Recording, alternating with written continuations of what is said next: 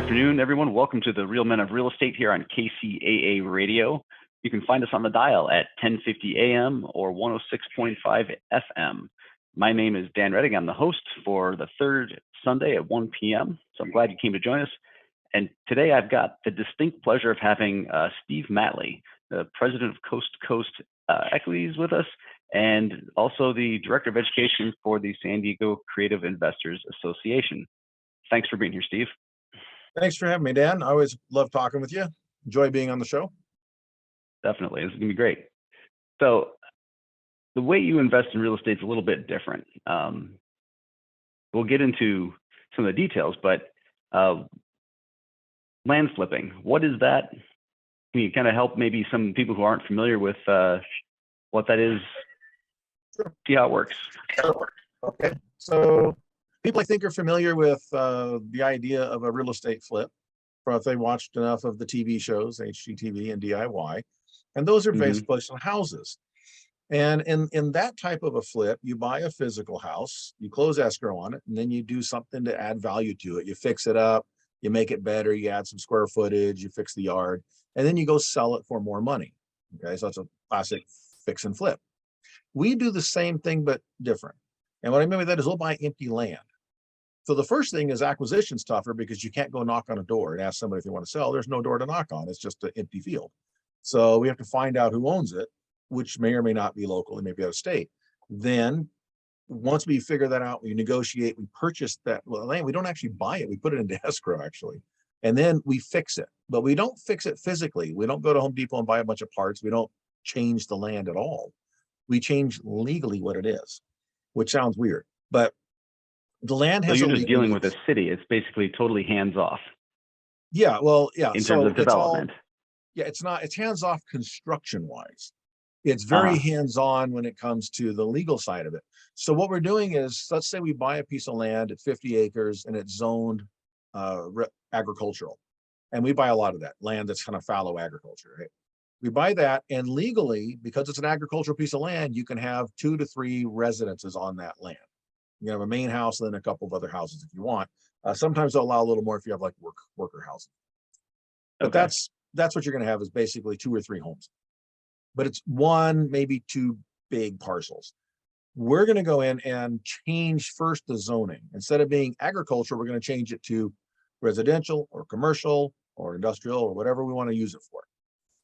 So let's say we're doing residential. We're doing a bunch of individual homes. Second, we're going to break that 1 or 2 large pieces up into a lot of small pieces.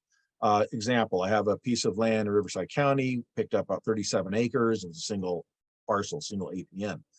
It is now 191 separate parcels. Each of those parcels can have a home on it.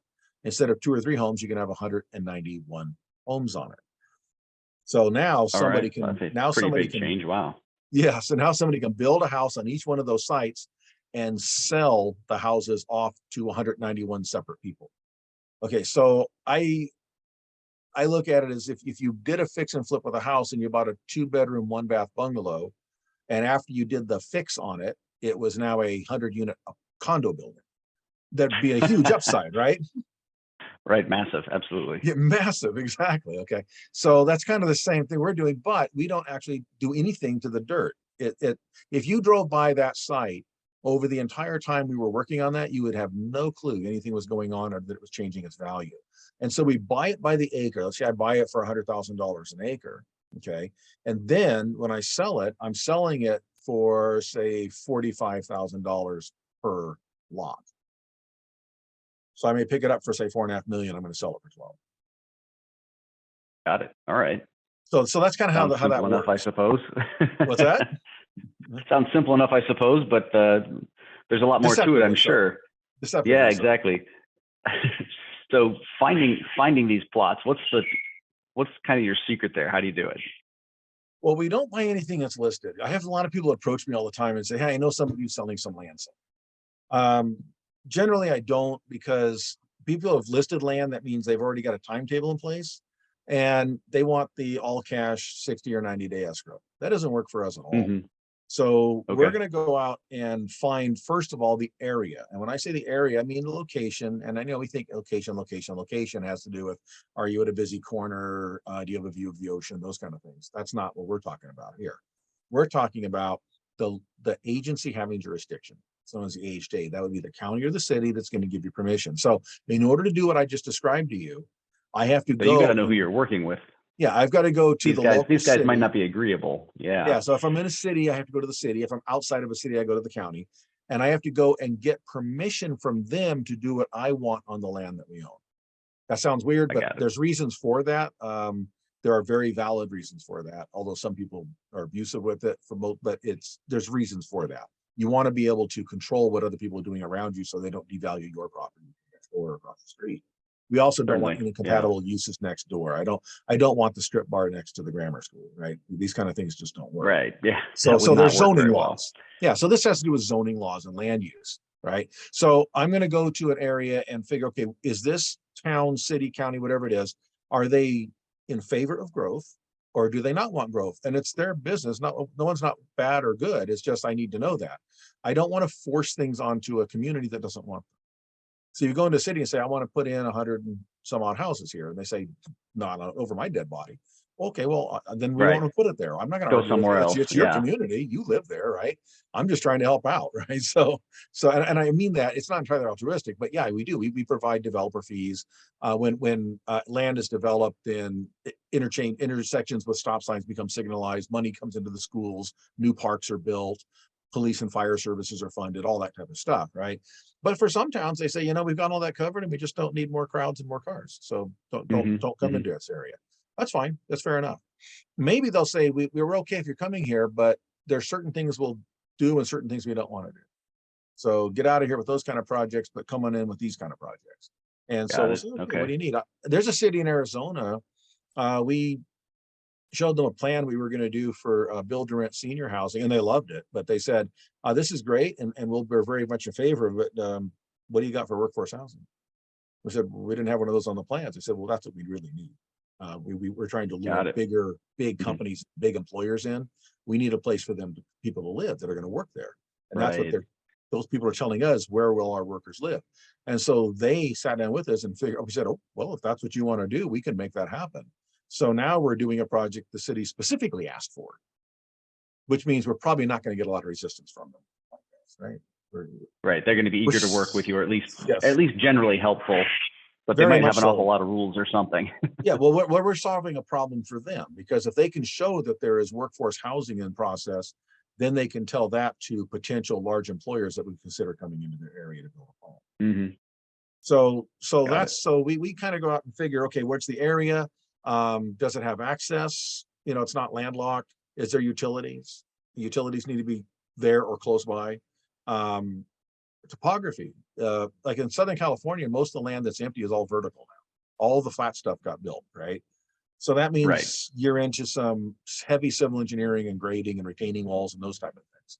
Where if it's got See easy the army of scrapers running around the hills for yeah, you got weeks. rocks you Yeah. got to blast out and that kind of stuff, right? So we like, easy topography, but with a not completely flat enough. It needs to drain also, So we look at all those kind of Mm-hmm. things, and then we're going to look at soil conditions. So some basic stuff like amenities. Are there community amenities nearby? Schools and parks and shopping and pharmacies and hospitals and theaters and all that kind of stuff. Is that within a reasonable distance, 10, 15 minutes away, something like that. And employment. Got it. So that's kind of what our thing is. Then we go approach the owners and we negotiate a purchase for it. All right. That sounds easier than it is too, by the way. Yeah, I was going to say, there's a whole lot of legal going on there. So if you've identified a property, you've managed to find the owner, I'm sure you start with public records and then end up doing all kinds of lookups and calling Title people. searches, Yeah.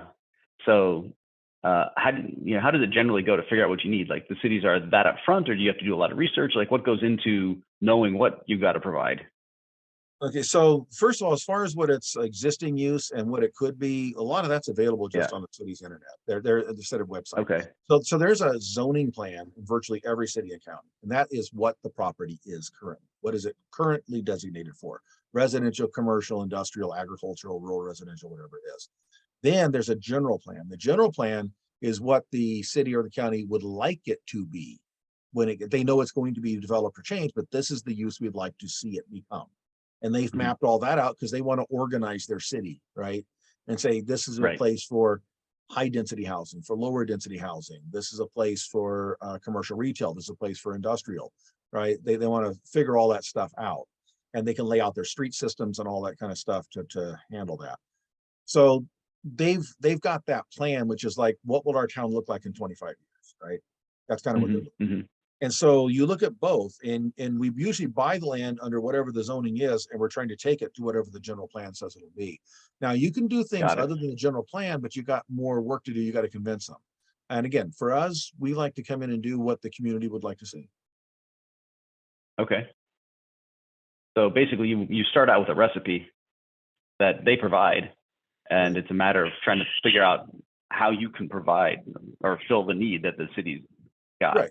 And we'll go talk to them. We'll set up a meeting and talk to them and say, this is the piece of land we have. This is what we think of doing. What do you think? And they'll tell us, well, the density there is 8 to 12 dwelling units per acre. We prefer closer to the 8. Or they might say we prefer closer to the 12, depending what they want to do, right? So they'll guide us. Okay. Well, that sounds like it's pretty straightforward. So no doubt then the devils are in the details. So yes, it doesn't always go that smoothly, but yeah, that's generally the idea. Yeah. All right. Well, we've got to take a commercial break, but when we get back, we can talk a little bit about how somebody might go about figuring this out for themselves. Thanks for listening this afternoon, folks, here on the Real Men of Real Estate on KCAA Radio.